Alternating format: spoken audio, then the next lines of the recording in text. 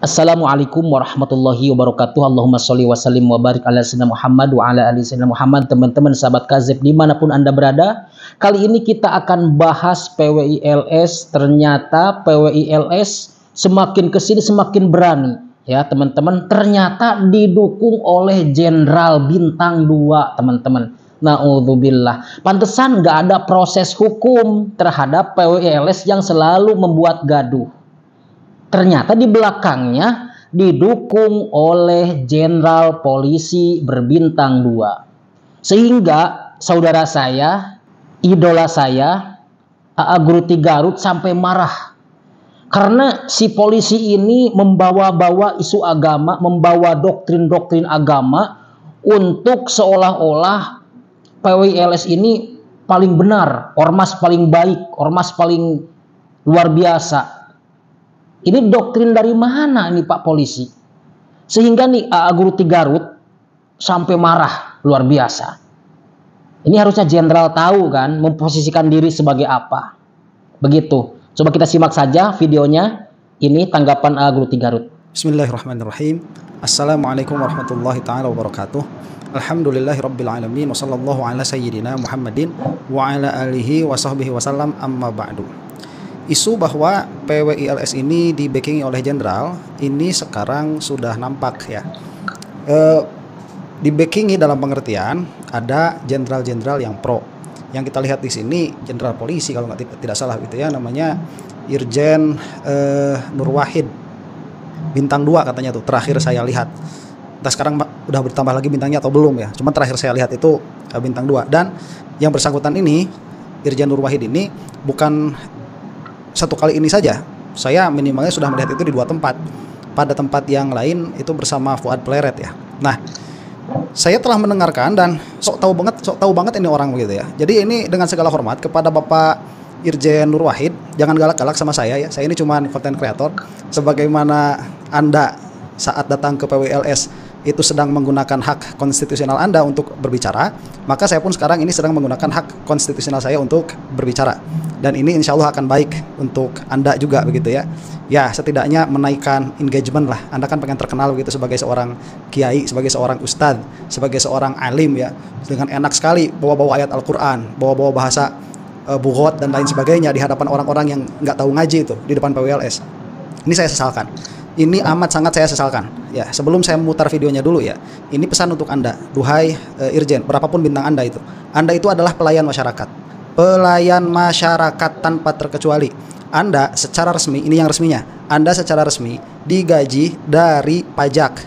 Yang mana kedua belah pihak di sini, baik PWILS ataupun pihak dari FPI itu orang-orang yang membayar pajak tuh. Itu orang-orang yang banyak merokoknya, bayar pajaknya sama. Ingat tuh di depan kalau kita lewat ke kantor polisi itu ada tulisan kami siap melayani Anda. Anda itu adalah pelayan kita, Anda adalah pelayan kami, pelayan masyarakat. Ini sangat disesalkan. Perkataan Anda itu sangat provokatif sekali. Ya, ini gimana sih orang ini? Saya tuh lihat sekarang kok banyak orang-orang nggak ngerti agama ngomong tentang agama. Berapa lama Anda pesantren? Hei jenderal, ya Anda itu kalau mau berbicara masalah hukum. Berbicara masalah hukum. Jangan berbicara masalah agama. Itu sudah bukan ranah Anda. Ya, ini saya kira harus ada polisinya ini. Polisinya polisi siapa itu? Yang kemarin kayak ke Sambo itu ya. Itu bukan dalam kasus yang lain bukan, tetapi sudah melakukan tindakan tidak etis ini. Masa ngomong seperti itu ya di hadapan orang-orang? Apa yang dimaksud? Kita akan lihat saja ya videonya nih. Saya mah nggak peduli begitu. Orang mau pangkatnya apa, selama dia itu ngomong agama salah, dia harus bisa mempertanggungjawabkannya. Kalau memang misalkan dia itu benar, pertanggungjawabkan. Orang seperti ini itu jangankan memahami Al-Quran, mentasrif saja itu nggak bakalan bisa orang seperti ini. Karena kalau bisa mentasrif itu nggak bakalan jadi polisi. Ya terlalu jauh lama itu mentasrif, mengi'rab, mengi'lal itu lama mau bisanya. Terus kemudian tiba-tiba ngomong tentang Al-Quran. Ini masalah besar ya. Sudah gitu ngomong tentang masalah Al-Quran, kemudian ditembak-tembakin tuh ya untuk membela PWI, kemudian untuk memojokkan FPI. Ini mengkhawatirkan ini ya. Dengan segala hormat, Anda memiliki ekspertis, duhai Bapak Jenderal, saya pun memiliki ekspertis. Ya, hargai itu, keilmuan itu. Kita lihat saja langsung lah. Kelompok yang di tengah-tengah. Kita iman, kita Islam, kita ihsan. Itulah yang namanya wasatiyah, itu yang namanya moderat. Kata siapa? Mana rujukannya? Coba dari mana kamu itu ngambil Islam, ihsan, iman, Islam, ihsan, itu menjadi wasatiyah mana? Itu kurang satu tuh, ilmu akhir zaman, jangan lupa itu, kurang satu. Apa strategi kita untuk mewujudkan suatu kaum, suatu kelompok, ya, suatu bangsa yang moderat, yang wasatiyah, yang tawasud? Ini semua anggota atau laskar sabilillah harus hafal mati, memahami dan menghayati ini. Satu. Sebentar lagi. Ini harus hafal mati yang akan disebutkan ini. Ini doktrin dari siapa? Anda itu loh siapa? Seorang atau kelompok orang dikatakan wasatiyah atau tawasud. Pertama, ini saya sering sebut strategi 6T. Apa? 6T. T-nya bukan tempe, bukan. T yang pertama, ya ayyuhalladzina amanu ati'ullah wa ati rasul wa ulil amri. Taat. T yang pertama, taat. Taat kepada siapa? Allah, Rasulnya, dan komitmen kebangsaan di dalam negara kesatuan Republik, konsensus nasional bangsa Nusantara, negara Indonesia adalah PBNU.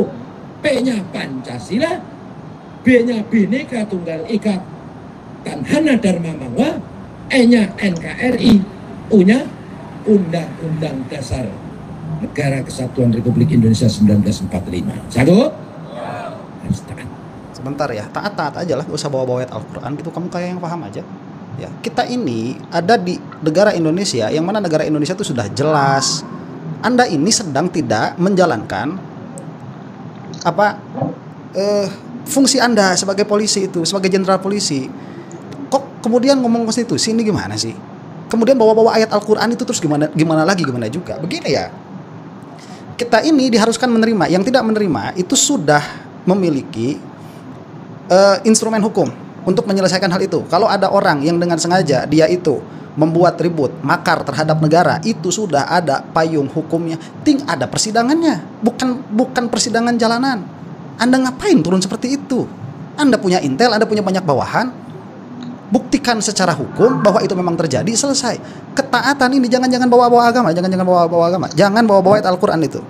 Anda itu sama saya suruh i'rab, ati'ullah wa ati'ur rasul wa ulil amri minkum. Kenapa uli nggak ula? Ya bakalan bisa paham juga. Ya. Kenapa ati'ullah wa ati'ur rasul ada tikror ati'u di situ?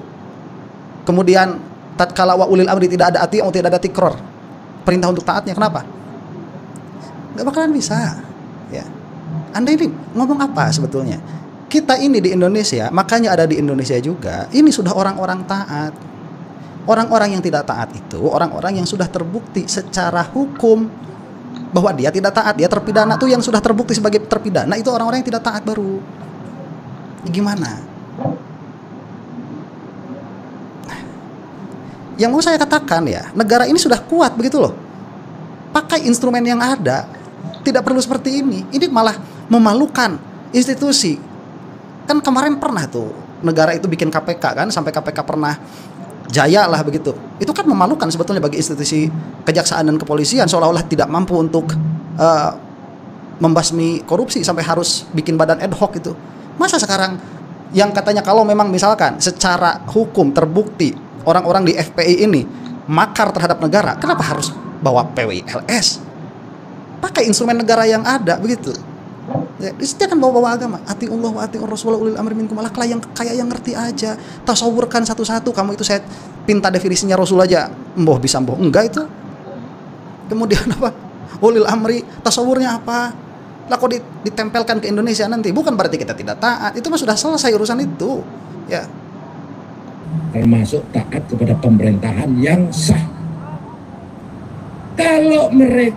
Kalau kita sudah menyelenggarakan pemilu sesuai dengan kesepakatan bersama, kemudian sudah ada pemenangnya, dilantik oleh DPR dan MPR, disaksikan oleh seluruh rakyat Nusantara, maka sunatullah berlaku, berarti qadarullah, mereka adalah pemerintahan yang sah, maka kewajiban kita mentaati dan menghormatinya. Betul?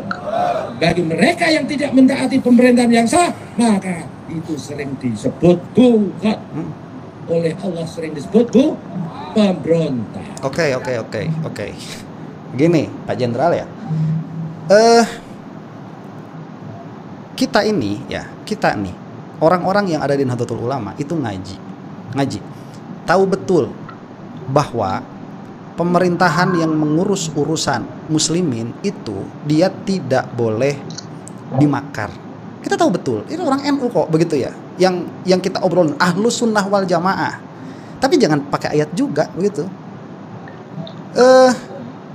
Bahasa bughat itu baru sah apabila si pemberontak ini memberontak kepada pemerintahan atas dasar Islam, bukan atas dasar Pancasila. Atas dasar Pancasila itu udah kan pakai undang-undang aja. Ada itu pemberontak, bahasanya itu sudah ya berbuat makar. Jangan pakai istilah syariat bagi negara yang memang bukan negara syariat Islam. Pertanyaan saya kan begini, itu kan istilahnya istilah faqih, istilahnya fikih. Fikih itu harus berlandaskan usul fikih. Maka kalau suatu negara itu tidak melaksanakan fikih yang sistem berfikirnya bukan usul fikih, tidak boleh memakai istilah-istilah fikih di situ. Karena itu sudah menjadi turunannya ke bawah. Lah sekarang kita ini disebut negara Islam nggak mau, tetapi orang yang memberontak disebut bughat, nggak usah disebut bughat. Itu secara ilmiah sudah salah. Secara ilmiah sudah salah. Qadarullah bahwa pemerintahan ini pemerintahan yang sah. Betul, itu qadarullah. Tapi apakah semua kudrohnya Allah, ta'alluq kudroh iradahnya Allah Subhanahu wa taala itu adalah ridhonya Allah? Belum tentu. Ya. Ini lain, ini masalah agama, Pak Jenderal. Masalah agama itu ada yang namanya maklumun minad dini bid-darurah. Maklumun minad dini bid-darurah itu sesuatu yang harus diitikodi oleh setiap muslim, karena apabila tidak dia bisa keluar dari agama. Salah satu yang harus diitikodi itu adalah konsekuensi dari kriminal yang harus diitikodi, hukumnya ada di dalam agama. Meskipun itu tidak dilaksanakan begitu, kita itu harus mengitikodi yang namanya orang. Apabila dia itu mencuri, maka hukumannya adalah potong tangan. Apabila dia itu mengambil nyawa orang lain, maka hukumannya adalah qisas. Itu harus diimani. Apakah itu dilaksanakan di kita? Tidak. Apakah kita sebagai masyarakat harus melaksanakannya? Nggak boleh, haram. Apakah kita itu harus memperjuangkannya? Lihat dulu lewat apa. Kalau lewat undang-undang ya boleh. Kalau tidak lewat undang-undang ya tidak boleh begitu. Karena yang kita hadapi ini negara yang memiliki kekuatan besar. Tidak boleh kita itu melakukan makar terhadap negara, karena itu akan ihlakun nafs, akan membinasakan diri sendiri. Begitu loh caranya. Jadi kita ini sepakat bernegara Indonesia dengan landasan Pancasila, Undang-Undang Dasar 1945, dengan KUHP sebagai kitab pidananya, dan BW ya bergelik wet box itu sebagai hukum perdatanya. Kita selesai di situ sudah begitu. Kemudian ada orang yang melewati hukum itu. Anda, hei Bapak Jenderal, yang memiliki kewajiban untuk menindak. Ini kok malah datang PWI. Ya. Kemudian membawa narasi-narasi yang tendensius begitu, berkata tentang agama yang Anda sendiri tidak paham. Ini perkataan siapa? Anda itu alim. Kalau Anda itu ulama alim dan Anda bisa membuktikan kealiman Anda, nggak jadi masalah. Buktikan. Hebat sekali kalau misalkan seorang jenderal bintang 2, berarti kan karir polisinya bagus tuh, melesat, dan dia juga bisa diikuti dengan keilmuan yang sangat hebat. Itu luar biasa, belum pernah ada mungkin sepanjang sejarah orang kayak gitu. Ya, jadi alim itu udah susah, belajar itu sulit, mendapatkan ilmu itu susah. Makanya tanyanya itu sama ulama, fasalu ahla dzikri in kuntum la ta'lamun. Kalau kamu nggak tahu, tanya sama ahli dzikir. Ahli dzikir itu orang yang terus-menerus ingat kepada hukum ahkam. Hukum ahkam dalam pengertian mantiki, pengertian umum, qadiyah. Masya Allah, ini kok banyak sekarang akhir zaman kayak gini ya. Entahlah, mudah-mudahan ada yang mengingatkan. Mudah-mudahan mengingatkan. Nah, pengkhianat. Inilah di sini peranan PBI. Lah apa? Makanya kalau ada oknum, ada oknum kelompok keputihan, ya? Apa itu? Pak, malu-maluin Pak. Kelompok sebelah datang rame, kok ada oknum pada datang, dia nggak sadar. Secara tidak sadar dia sedang membela pengkhianat, sedang membela pemberontak, sedang membela kaum buruh. Pak, malu-maluin Pak. Malu-maluin Anda itu Pak. Malu-maluin Pak. Dan itu polisi, kalau memang misalkan terbukti mereka itu pemberontak, yang Anda sebut kaum keputihan itu, yang mana which happens to be tatkala bentrok antara PWLS dengan FPI, itu FPI yang pakai baju putih itu, ya, ada tendensi ke sana. Kalaupun bukan itu yang dimaksud, bukan itu yang saya maksud, ada tendensi ke sana. Orang-orang bisa salah dalam memahaminya. Makanya harus jelas orang itu tatkala diberi amanat untuk berbicara itu harus jelas Pak. Maksud Anda kemana? Kalau seperti ini malu-maluin. Kalau ada pemberontak, disinilah fungsinya PWLS. Lah anak buah Anda itu, ada yang Densus 88, kemudian ada yang Intel tuh, ada reskrim. Itu apa tuh fungsinya? Maaf Pak, dengan segala hormat. dengan segala hormat. Ya. Anda itu menghinakan diri Anda sendiri. Coba jenderal-jenderal yang lain, mana ada saya komentar? Nggak ada. Loh, mereka nggak ikut-ikutan masalah seperti ini begitu. Gunakan institusi yang ada supaya kita ini negaranya negara hukum. Kita ini mau dibawa ke negara apa? Kita mau dibawa ke negara apa? Mau survival of the fittest begitu. Ya. Itu kan pahamnya Marxis, Pak. Kita itu masa yang lemah mau disingkirkan, yang kuat supaya maju, itu kan pahamnya paham Marxis kalau kayak gitu.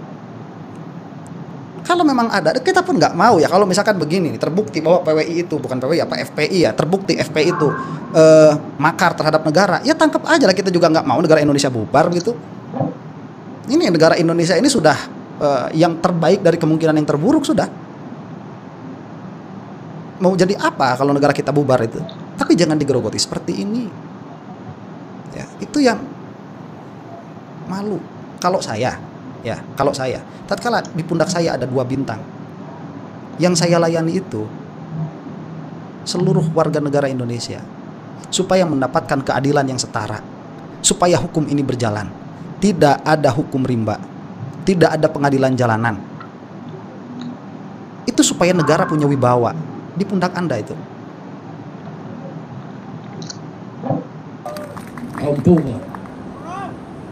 Betul?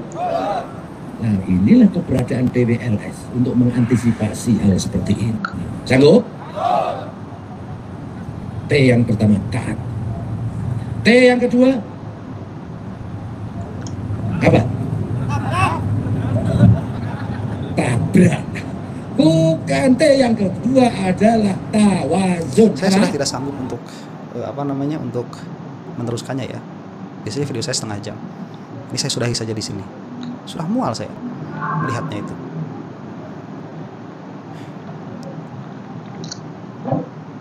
Allahumma salli ala sayyidina Muhammad wa ashghilil zalimin biz zalimin. Allahumma salli ala sayyidina Muhammad wa ashghilil zalimin biz zalimin wa akhrijna min bainihim salimin wa ala alihi wa sahbihi ajma'in. Allahumma salli ala sayyidina Muhammad wa ashghilil zalimin biz zalimin. Allahumma salli ala sayyidina Muhammad wa ashghilil zalimin biz zalimin wa akhrijna min bainihim salimin wa ala alihi wa sahbihi ajma'in. Allahumma salli ala sayyidina Muhammad wa ashghilil zalimin biz zalimin.